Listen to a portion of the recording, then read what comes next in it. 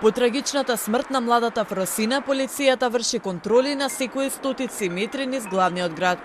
Сепак граѓаните со недоверба гледаат на тие мерки. Сметаат дека тоа нема да ја подобри сообраќајната безбедност. Според нив, сообраќајната некултура е длабоко вкоренат проблем што нема да се реши со неколку казни или привремени мерки. Од секогаш мислам, од кога знам тука во Скопје, стварно не се вози онака како што треба да се вози. Кои се најчестите прекршоци кои ги забележувате? Па прекршоци од страна на возачи се многу чести бидејќи нетолерантни. Возачи возат како не треба, значи претекнување, влегување, одат споро пред семафор кога ќе тогаш дават газ и такви некои безвезни работи, али мислам дека има многу пропусти. Младите се проблемот. Ја знам, јас сум на Јане Савдански, па тоа е возење 120 км преку булеварот. Тоа е страшно. Кога ќе дојдат камерите, ќе биде подобро. Не, јас се уште мислам дека не е подобрена сообраќајната култура. Многу е рано, не може 2-3 дена, 5 дена да присуствуваат и да се крене свеста. Значи тоа треба години да поминат. Тоа е процес, не е тоа моментално. Министерот за внатрешни работи Тошковски вели дека засилените полициски контроли во последните 20 на дена довеле до значително намалување на сообраќајните несреќи.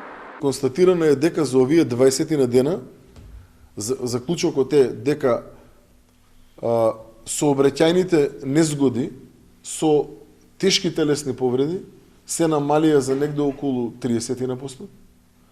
Сообраќајните незгоди со телесна повреда се намалени за негде околу 24%.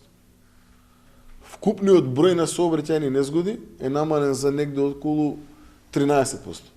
Обвинителството издаде насоки за итно постапување во случаи на тешки сообраќајни прекршоци, како што се возење без возачка дозвола, поминување на црвено, прекумерна брзина, пијанство и бегство од местото на несреќата.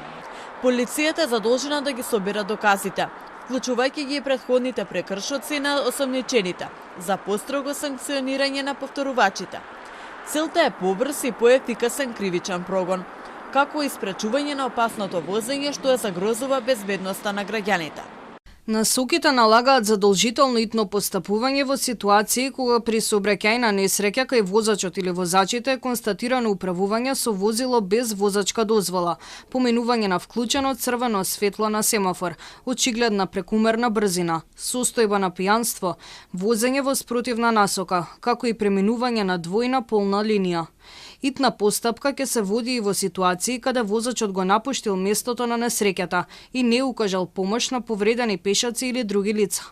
Итното постапување на полициските служби во вакви ситуации ќе му овозможи на јавниот обвинител да изврши проценка дали и со какви мерки треба да го обезбеди сторителот во текот на кривичната постапка и да ги заштити граѓаните од евентуално повторување на неговите дејствија.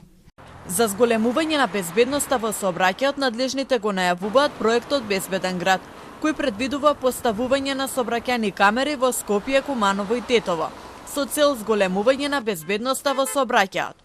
Камерите ќе имаат 24-часовен надзор, автоматска детекција на прекршоци и идентификација на несовесните возачи. Иако првично беше најавено дека камерите ќе бидат функционални до крајот на 2024 година. Сепак, нивното активирање е одложено поради потреба од измена на неколку закони.